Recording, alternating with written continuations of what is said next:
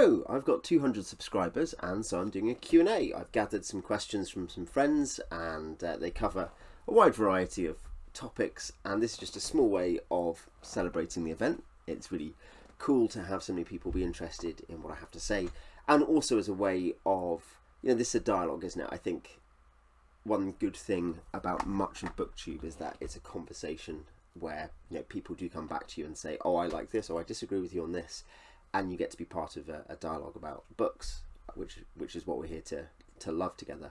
And I think a Q&A is a formalization, a ritualization of that, isn't it? Because it's something where we say, look, here are just almost random questions, but just a way of the presenter of the channel connecting. And so that's why I'm doing this. So I'm sure I'll do some in the future as well if I get enough subscribers. So, think up your questions for next time. So the first questions, I'm going to link, I think all these people have channels, so I'm going to link them all in the description. This is Stephanie from Miss Richards Reads, and she had two questions. The first is, if you could have any type of animal or magical companion, what would it be and why? And I'm taking magical to mean kind of fantastical companion, not just specifically has magical abilities. And my answer is, I had to think a long time about this one, is probably a Billy Bumbler like Oi from The Dark Tower by Stephen King, who's a kind of raccoon / red panda / something. It's weird, it's a fantasy creature, and Oi is semi-intelligent, somewhat intelligent, and becomes, it without anyone realising, a member of the quartet, because there's all the humans doing their adventuring stuff, the 4 humans, and then there's also this little Billy Bumbler, and it turns out that he is one of the 5 heroes of the books. So I would have a Billy Bumbler. If I could travel anywhere, real or fictional, where would I go and why? I would go to the Golden Valley in Herefordshire on the English-Welsh border, which I first heard about from C.S. Lewis, the film about C.S. Lewis, Shadowlands. It's somewhere he went on his honeymoon, I think, with his wife, and I think it just seems really beautiful, really peaceful, really English. And I know that might sound very tame, but there are so many places just on your back door that you could go to that would be as fantastical and interesting as the most fantastical world. And I think sometimes there's a space for the small. It made me think, actually, when I was thinking about this question, of the line from Eliot in Little Gidding, or the couple of lines, people without history is not redeemed from time, for history is a pattern of timeless moments. So while the light fails on a winter's afternoon in a secluded chapel, history is now, and England. Like, you can only be embodied in history, you can't escape it. You can only be embodied in space, you can't escape it. And so the Golden Valley, Herefordshire, England would be the fantastical place I'd go. Those are great questions. On to Andrew. Andrew's Wizardly Reads, who runs, along with Nico, the Wizardly Duo Discord, which I'm quite active on. He gave, there are 5 questions.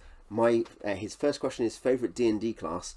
Wizards, probably. I like the kind of building up a spell book of your favourite spells, being able to go and scavenge stuff out of stuff you find out in the wilderness. Starting off quite weak. Traditionally, wizards and magic users like that are very weak at lower levels, but becoming really powerful. As a subsidiary, just as a cool thing that I recently got the book for 2nd edition, something called a Saurial Paladin, who are the only non-human in early editions who can be paladins. And the Saurial Paladin is like a dinosaur man who no one understands what they say, but they kind of give out smells of different things like lemon to signify what they are trying to communicate, because no one can understand their language. And there's a famous Liam, who I'll be answering some questions from. He can tell you about this guy. There's a famous character called Dragonbait, who's a really cool Dungeons and Dragons fictional character from the stories, who is a Saurial Paladin, and you can play one. I've actually recently made one. Favourite version of D&D? I play a lot of versions. I have ongoing campaigns in several versions. I've played every edition apart from original D&D, so the Little Brown books from 74, or sometimes called Classic D&D, which was then turned into and split into, if you like, basic and advanced. I've played every other edition of official D&D. My favourite editions are AD&D, 1st and 2nd edition, Advanced Dungeons and Dragons. We're going to come back to that question, an issue connected to that later, but why is it advanced? People wonder that, don't they? I always wondered it. We'll come to that. Classic fantasy, I think, should be on everyone's shelves. Like in Desert Island Discs, I'm going to put some freebies that everyone probably does have. I think in the English-speaking world, the classic fantasies, virtually everyone has read or has owned or has seen an adaptation of are Lord of the Rings and / The Hobbit and Narnia. People might not like them, not everyone does, but I'm going to give those as the freebies. In terms of stuff that not everyone has, the most famous, I'd say that you should read if you're thinking, I want to know what classic fantasy is about, where the roots of the genre are. I would say Conan the Barbarian by Robert E. Howard. I have a review on the channel of the complete Conan. Conan is just great fun, it's great action, it's got really interesting world building, it has quite compelling characters, but at one level, like they're not meant to be incredibly complex characters, but characters who are really well defined, and it's just exciting and fun, and some of the stories are just absolutely some of the best fantasy stories ever written. So it's not even that's classic fantasy, that's just fantasy. The second one I think I'd point to is the Lankamar stories by Fritz Lieber. These technically, I kind of think of classic fantasy as being before the 80s. Lieber published from the 30s to the late 39 to 89 or something crazy like that in Lankamar. But most of the stories are before 1980. And Fafhrd and the Grey Mouser are a really interesting contrast and companion to Conan in terms of the fantasy hero. And also not, like Conan, they're not good. They may be better than the evil guys, but they are complex characters, but there's just a great friendship between them, and the world is fun, and some of the stories, some of the invention is very high caliber. Now for a third choice, and I'll stop with the third choice, but I had to think about this, and I think there's several classic fantasy series that are neglected. There's a kind of underrated fantasy in a moment that Andrew's asked about, which I'll get to. But I think the one I'm thinking about is probably, I've just finished it, the Chronicles of Amber by Roger Zelazny. I wouldn't say, is it in the top 3 classic fantasy I've ever read? I don't know. But what struck me about it is just how rich and deep and wide it is. And how many things are going on between mysteries being solved, character development, discussion about identity, invention in a fantasy world. So many things going on. And very easy and readable because they're basically novellas. And so, as a change of pace, I'd probably point to the Chronicles of Amber by Roger Zelazny. Andrew's next question: what underrated fantasy classic do you think should get an adaptation? Well, I hear that Lord of the Rings is really good, and maybe could be worth an adaptation. Again, classic fantasy, so we're talking older fantasy. Now, here's a pre-1980 fantasy that needs a good adaptation: The Dark Tower, because the gunslinger is from before 1980. However, thinking more properly about what really was written before then, I think Fafhrd and the Grey Mouser, I think Lankamar would be it's kind of grimy, adventurous, funny. What stuff is being adapted right now? Grimy, adventurous, funny stuff on the whole, or at least stuff which has those elements in it. And I think you could make a great TV series out of Fafhrd and the Grey Mouser. Beyond that, it is the kind of thing where I think, man, the Silmarillion, which is essentially an underrated classic fantasy, because it's not widely liked but has an amazing story, a well-made Silmarillion adaptation. I don't think we're going to get a great Númenórean adaptation from Amazon, we'll see, but a well-constructed, well-adapted TV series, Silmarillion series, I think would be incredible. And I think you could see it matching in terms of what there is to like. You could see it matching Lord of the Rings. It's never going to happen, but that's what I would say. And Andrew's final question: are metal dice better than plastic? I somehow managed to leave my metal dice somewhere else. I've got them here. I have got them up. I have one set of metal dice. I really like these metal dice. There is a story attached. I'll tell them in a moment. But there is one of my metal die, a metal die. Now, really good plastic dice are probably easier to roll, and you feel less worried about throwing them across the table than metal dice. I'd say the metal dice do feel nicer, and I do prefer to use them. So there's a kind of degree of utility versus aesthetics in that, I think. Now, this particular set of dice, I will tell the story as it is a germane time too. These are great dice. My wife bought them for me. They got a nice little bag. The dice themselves are nice and shiny and heavy. They came in a little box from the company though, which had, I think, is meant to have like a bunch of like think of it as like metal symbols, Nordic symbols, and maybe, you know, appropriately given the use of one of the symbols. One of the symbols was a swastika, and we just looked at it thinking that wasn't in the advert. It didn't say this will come in a Nazi box. And I think technically it's been covered in stickers and it's just used to store stuff. But no, I do not use the dice box that came with these because of the Nazi thing. I mean, no offence to people who are into Eastern mysticism and its symbols, but yeah, I'm not going to have stuff with swastikas on it. Just feels like a bad direction in life to take. So Pete from Ponderings of Pete. If I was a plant, what plant would I be? What plant would I be? I did think about this. So I small hold and I like growing vegetables and fruit. But I think the plant, and I could have an answer from there. I think the answer though I'll go for is I would be an oak, I think, because ancient oaks are really important ecologically in England. Standing alone in fields with kind of heavy boughs and stuff growing very old, some of it rotting and becoming new stuff or becoming hollow, but still the rest of it still being alive and growing, because they can be thousands of years old. So I think an ancient oak, so I could be an ecological catalyst for everything around me. Favourite D&D exploits, metagame strategy, min-max situation from any edition of D&D. So basically, best way of breaking the rules to succeed.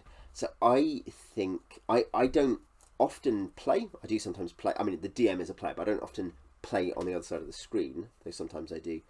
As a DM, I like clever monsters with deep strategies. Not always. I think it's fun to have stupid monsters who do stupid things, or simple monsters who have simple attack patterns. But I think the Tucker's Kobolds idea of incredibly clever small creatures who just have a kind of horrendous death trap of a base that even higher level characters struggle with. I think that's a fun way of challenging your players and giving them an obstacle to surmount.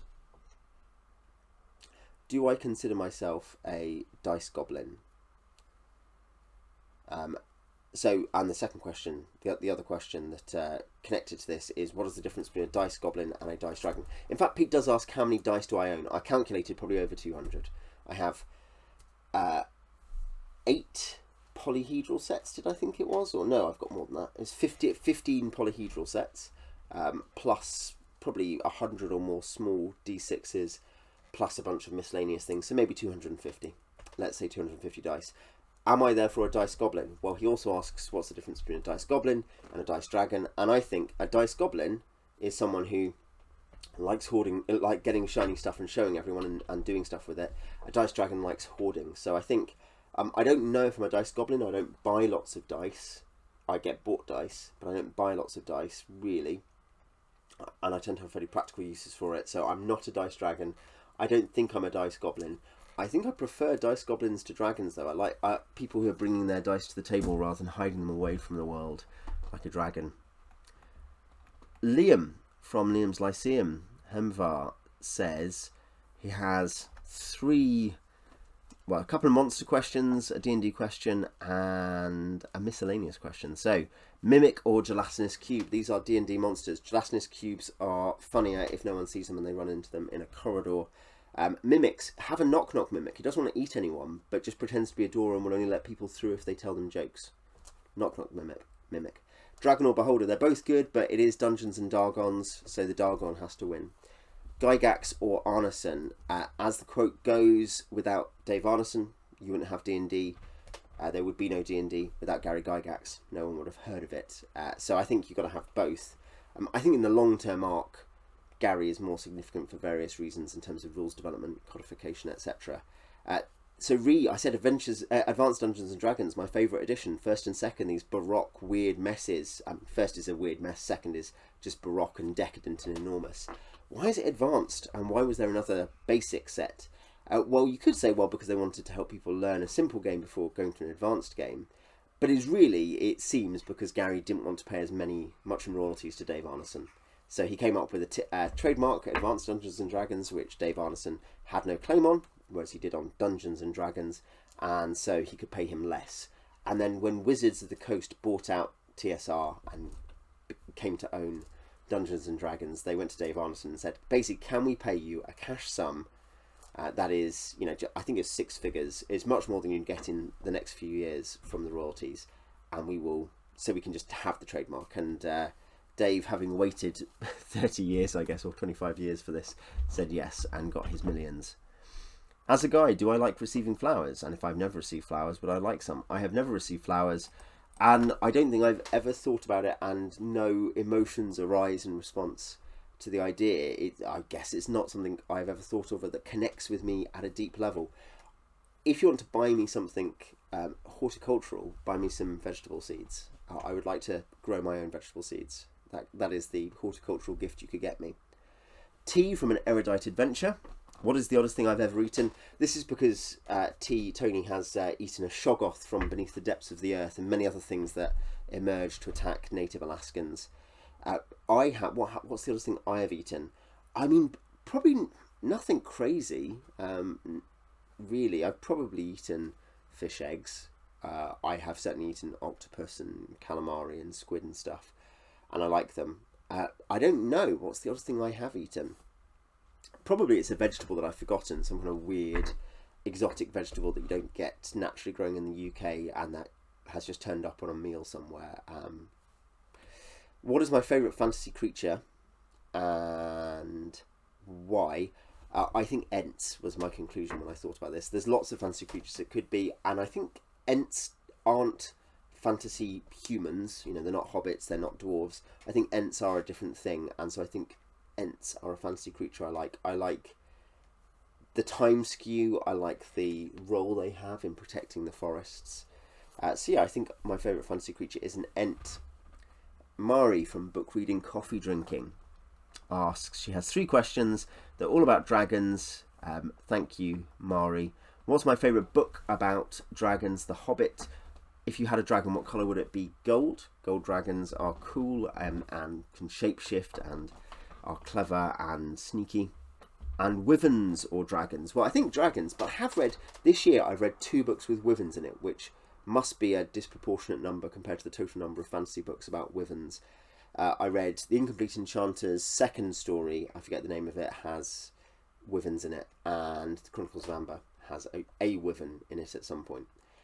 And the idea of these kind of like nasty, stupid dragon kind cousins is kind of cool.